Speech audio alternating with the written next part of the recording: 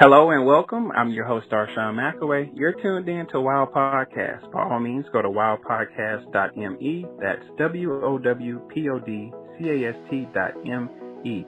Today we have a special guest. We have Tina O'Haley.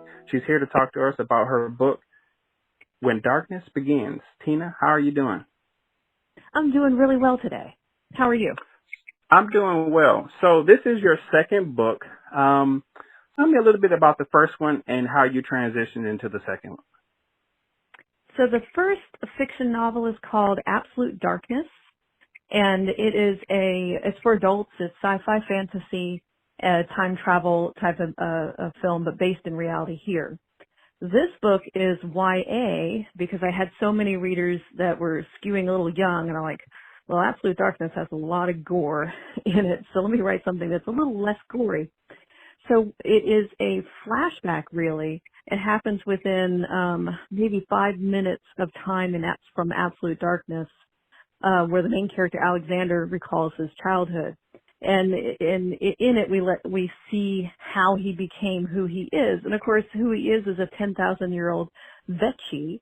For the Vechi species, we're there, and we are actually the outcast from their species. We are called linears. So it is a journey of him coming to age 40,000 years ago. He's only 10,000 years old, but it's time travel, right? So it's coming of age, and he is trying to survive the ritual that his tribe has to go through, so that they can become time guardians. So what got you into, I want to say what got you into time travel, but what made you want to write this particular genre?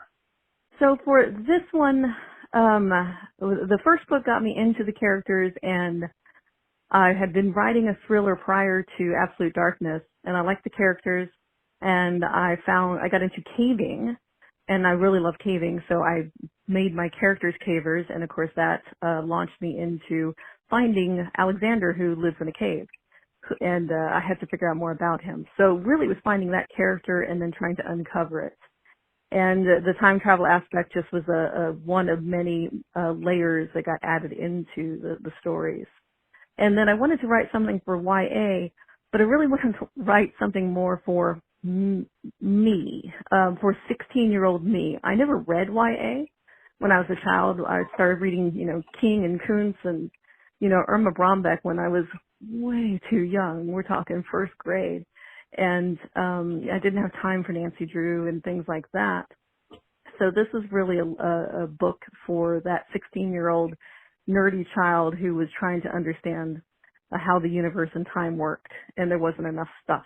And I hadn't found science fiction yet. I had a very limited library that I could pull from. Gotcha. So what is the audience saying about your material now? How are the reviews? Well, we just finished a book tour, had a 7-day book tour online, and lots of reviews came through, every single one of them just praising it. They love the characters, the world. They're saying it's very unique.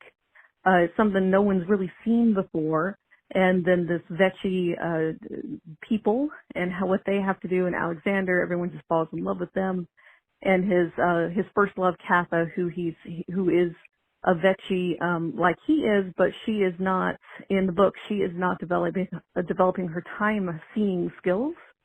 So she's destined to die in the ritual that they all have to go through.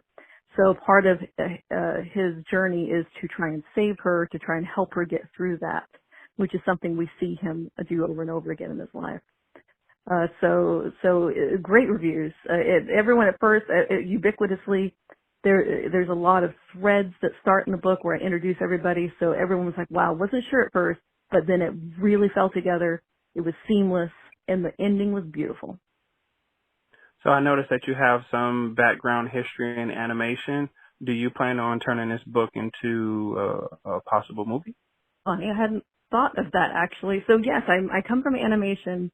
I worked at Disney and DreamWorks, and now I teach animation and at a university and have a blast. And the funny thing is I oversee students' works all the time doing animated films. And I hadn't quite thought about this in its future, but yes, it could be. There could be things with it. Certainly with the young adult aspect of it, there's some beautiful and picturesque things that would lend themselves to either animation or live action. So throughout your experience of writing, for people who listen to this podcast, why don't you give them a couple of tips on, how you got started and how you stayed dedicated to writing your 2 books?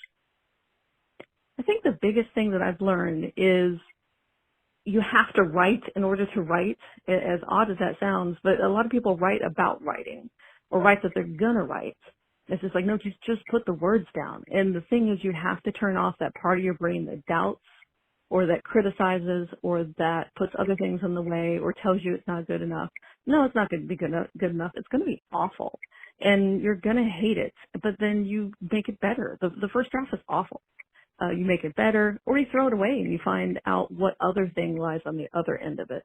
And then you love it, and then you're going to hate it again, and then you'll love it one more time. And I think the trick is to, like anything that you want to get better at, whether it's, doing yoga or practicing the piano or anything like that, or art, you just have to keep doing it. And with study and reading and writing and purging yourselves of those demons that have to be formed into words, you'll get better. So it seems like you're extremely busy because you're teaching at a university and you're promoting your 2nd book. So what do you do in your downtime if you ever have any?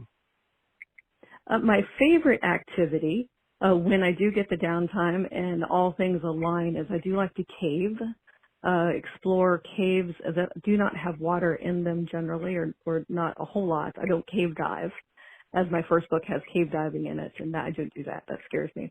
That's generally what I like to do. Or hike in the woods. I like to get out into nature as much as I can.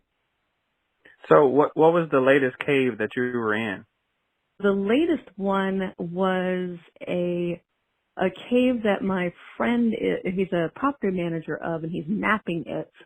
And he helped me when I was mapping a cave years ago, and through thick and thin and in tight places, he was there for me. So the last one I was in was helping him map parts of that cave. Mapping, is that just like scoping it out, or you guys are gonna what's mapping? So it's literally old school surveying with tape and flashlights and compasses, and then Gotcha. he draws in a sketchbook that's waterproof, and then when you come out, he'll put that on paper and turn it into the group that keeps track of those maps. Mostly they're used for like rescue things and things like that. Okay, so if someone wants to reach out to you and talk to you some more about your book, or even purchase your book from you, do you have a social media? Like, how can they get in contact with you? I'm everywhere on social media as T.O. Haley or Toe Haley, some people call it. I'm also on Facebook under Darkness Universe Books. But you can find me on Twitter, TOHAILEY. Well, ladies and gentlemen, we're talking to Tina O'Haley. She's the author of When Darkness Begins. You're listening to WOW Podcast. Tina, thank you so much for coming on to the show. We hope to have you back on again. Thank you very much for having me. This was lovely. No problem.